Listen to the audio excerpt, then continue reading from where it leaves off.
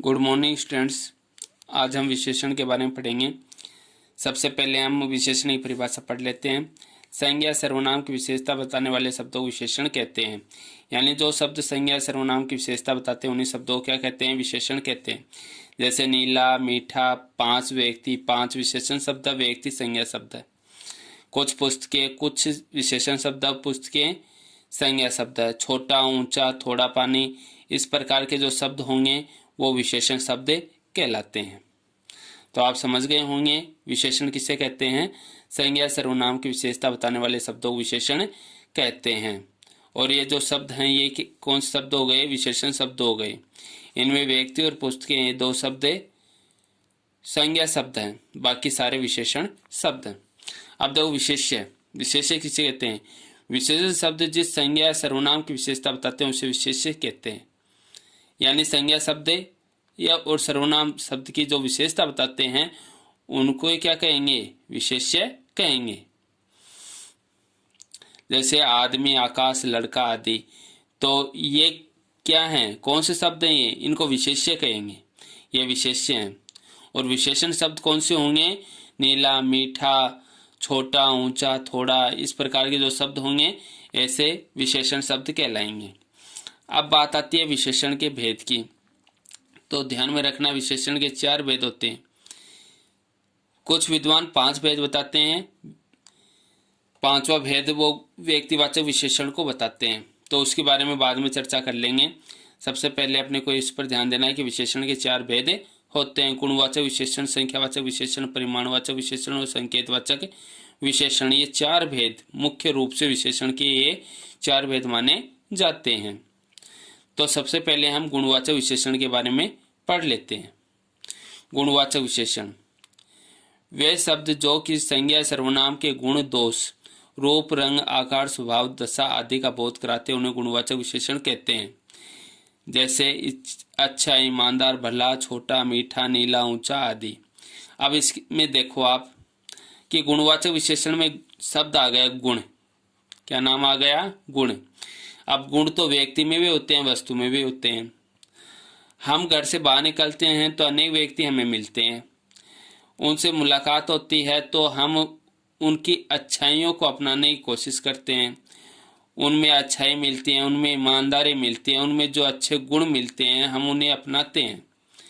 तो उन गुणों को तो वो किस में हो गए? व्यक्ति में हो गए। जिन व्यक्तियों में गुण होते हैं उनमें दोष भी होते हैं। या आप मानते हो कि जिन व्यक्तियों में गुण होते हैं उनमें दोष भी होते हैं? तो गुण और दोष दोनों आ गए। उनका रूप, रंग और आकार सभी का एक जैसा नहीं होता, सबका स्वभाव भी एक जैसा नहीं होता, सबकी दशा भी एक जैसी नहीं होती। ठीक है, तो इसमें जो गुण, दोष, रूप, रंग, आकार, स्वभाव, दशा इनका बोध कराते हैं ना, उन्हें गुणवाचक विशेषण कहते हैं। अब बात आती है वस्तु की। तो हम बाजार में जाते हैं सामान लेने के लिए, तो सामान मिलता है, अलग अलग कंपनियों का मिलता है। न जाने कितनी कंपनियां हैं, अपने देश की भी हैं, विदेश की कंपनियों से भी सामान अपने देश में आता है। तो बहुत सारी कंपनियां हैं, तो हम उनकी क्वालिटी को जान करके सामान खरीदते हैं। तो उस वस्तु में भी क्या होते हैं? गुण होते हैं। उन वस्तुओं की कोई विशेषता होती है, उनमें कुछ गुण होते हैं। तो कई वस्तुओं में दोष भी हो जाते हैं, उनका भी रूप होता है, रंग होता है, आकार होता है। तो ये चीजें वस्तुओं में भी होती हैं। तो आपको समझ में आ गया होगा कि संज्ञा के अंतर्गत व्यक्ति, वस्तु दोनों ही आते हैं। व्यक्ति, वस्तु, स्थान, भाव, दशा, ये सारी चीजें इस संज्ञा के अंतर्गत आते हैं। और सर्वनाम, सर्वनाम किसे कहेंगे? जो संज्ञा के स्थान पर शब्द प्रयुक्त होते हैं उन्हें सर्वनाम कहेंगे। तो संज्ञा और सर्वनाम के गुण, दोष, रूप, रंग, आकार, स्वभाव, दशा आदि का बोध कराते हैं उन्हें गुणवाचक विशेषण कहते हैं। अब आपके सारे नाम याद हो गए होंगे। जैसे अच्छा, ईमानदार, भला, छोटा, मीठा, नीला, ऊंचा आदि, ये शब्द क्या हैं? गुणवाचक विशेषण के शब्द हैं कि व्यक्ति में अच्छाई के गुण होते हैं। अच्छा, ईमानदार, भला, ये तो होते हैं व्यक्ति। छोटा, आपने पर्वत देखे होंगे, कोई पर्वत छोटा होता है तो कोई बड़ा होता है। मीठा, मिठाइयाँ वो मीठी होती हैं, तो बेर हैं वो खट्टे होते हैं। तो मीठा, खट्टा, ये भी गुणवाचक विशेषण होते हैं। नीला, अब इसमें देखो रंग के नाम आ गए, नीला, पीला, काला, हरा, लाल, गुलाबी, रंगों के नाम भी इसमें आ जाते हैं। हम अनेक प्रकार के वस्त्र पहनते हैं, उन सब का रंग क्या होता है, अलग अलग होता है। किसी का नीला होता है, किसी का लाल होता है, किसी का सफेद होता है, किसी का पीला होता है। तो सबका अलग अलग रंग होता है। तो वो भी किस में आएगा, जितने भी रंग होंगे वो गुणवाचक विशेषण के अंतर्गत आते हैं। ऊंचा, अब आपने इमारतों के बारे में तो सुना ही है। कुछ इमारतें बहुत ऊंची होती हैं तो कुछ की ऊंचाई कम होती है। तो ऊंचा, ये भी क्या है, गुणवाचक विशेषण है। तो आपको समझ में आ गया होगा, गुणवाचक विशेषण में गुण होते हैं, गुण वस्तुओं में होते हैं, व्यक्तियों में होते हैं, किस प्रकार के गुण होते हैं वो भी आपको पता है। तो ये सारे शब्द हैं, ये गुणवाचक विशेषण के ही शब्द हैं। तो आप समझ गए होंगे कि संज्ञा और सर्वनाम के गुण, दोष, रूप, रंग, आकार, स्वभाव, दशा आदि का बोध कराते हैं, उन्हें गुणवाचक विशेषण कहते हैं। और गुणवाचक विशेषण शब्द कौन कौन से होते हैं, अच्छा, ईमानदार, भला, छोटा, मीठा, नीला, ऊंचा आदि। इस प्रकार जो शब्द होते हैं वो गुणवाचक विशेषण के शब्द होते हैं। तो आपको यहाँ तक समझ में आ गया होगा। सबसे पहले विशेषण की परिभाषा आपके समझ में आ गई होगी कि संज्ञा और सर्वनाम की विशेषता बताने वाले शब्दों को विशेषण कहते हैं। विशेष्य के बारे में आपको समझ में आ गया होगा कि विशेषण शब्द जिस संज्ञा सर्वनाम की विशेषता बताते हैं उसे विशेष्य कहते हैं। विशेषण के भेद याद हो गए होंगे। विशेषण के 4 भेद होते हैं, गुणवाचक विशेषण, संख्यावाचक विशेषण, परिमाणवाचक विशेषण और संकेतवाचक विशेषण। और गुणवाचक विशेषण की परिभाषा आपको याद हो गई होगी कि वे शब्द जो किसी संज्ञा सर्वनाम के गुण, दोष, रूप, रंग, आकार, स्वभाव, दशा आदि का बोध कराते हैं, उन्हें गुणवाचक विशेषण कहते हैं। अब आ जाता है अपने गुणवाचक विशेषण की अवस्थाएं। अपने गुणवाचक विशेषण की अवस्थाओं के बारे में।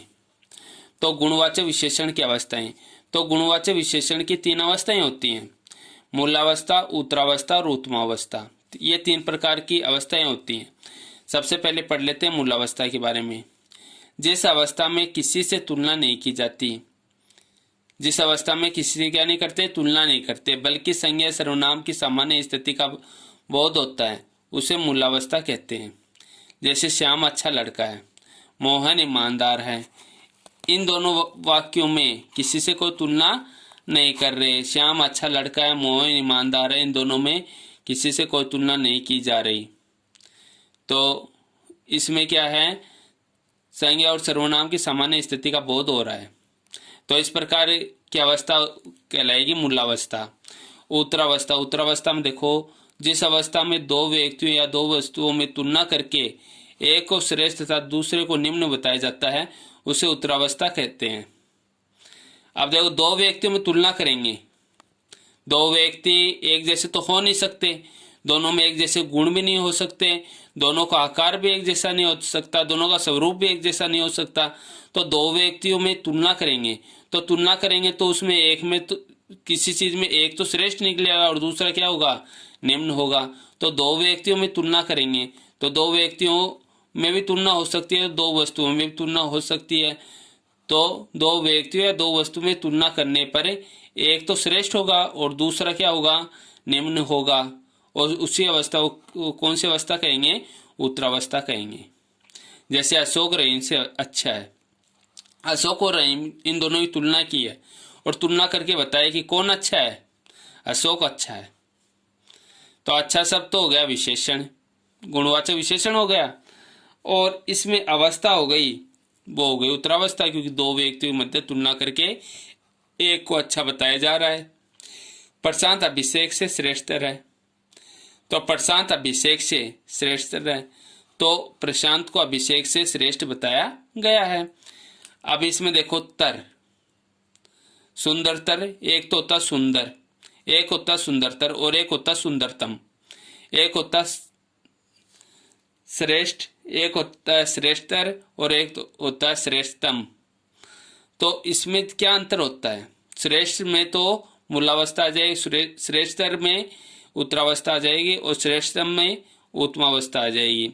सुंदर में मूलावस्था आ जाएगी, सुंदरतर में उत्तरावस्था आ जाएगी, सुंदरतम में उत्तमावस्था आ जाएगी। ये इसमें अंतर होता है। तो आप समझ गए होंगे उत्तरावस्था किसे कहते हैं? इसमें दो व्यक्ति या दो वस्तु के मध्य तुलना करके किसी एक को तो श्रेष्ठ बताते हैं और दूसरे को निम्न बताया जाता है। अब तीसरी अवस्था आ गई उत्तमावस्था। उत्तमावस्था में क्या होता है?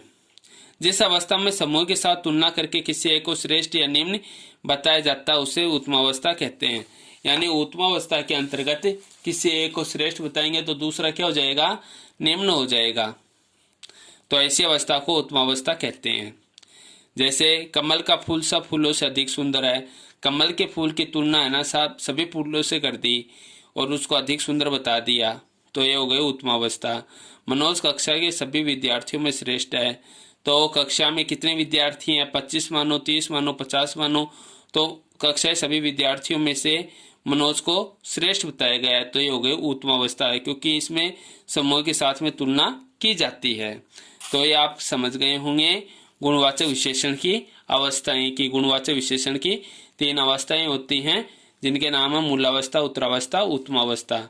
और मूलावस्था में क्या होता है कि किसी से कोई तुलना नहीं करते बल्कि संज्ञा या सर्वनाम की सामान्य स्थिति का बोध होता है। उत्तरावस्था में दो व्यक्तियों के मध्य तुलना करते हैं और उनमें एक को श्रेष्ठ और निम्न बताया जाता है। और उत्तमावस्था में समूह के साथ तुलना करके किसी एक को श्रेष्ठ या निम्न बताया जाता है। तो आपको ये विशेषण की परिभाषा, विशेष्य की परिभाषा, विशेषण के भेद, गुणवाचक विशेषण की परिभाषा और उसके उदाहरण, गुणवाचक विशेषण की अवस्थाएं जिनमें मूलावस्था, उत्तरावस्था, उत्तमावस्था, इन तीनों अवस्थाओं की परिभाषा को याद करना है और इनको समझना है और इन सब को अपनी उत्तर पुस्तिका में भी करना है। और यदि फिर किसी के समझ में नहीं आए तो वो मुझसे पूछ सकते हैं। धन्यवाद।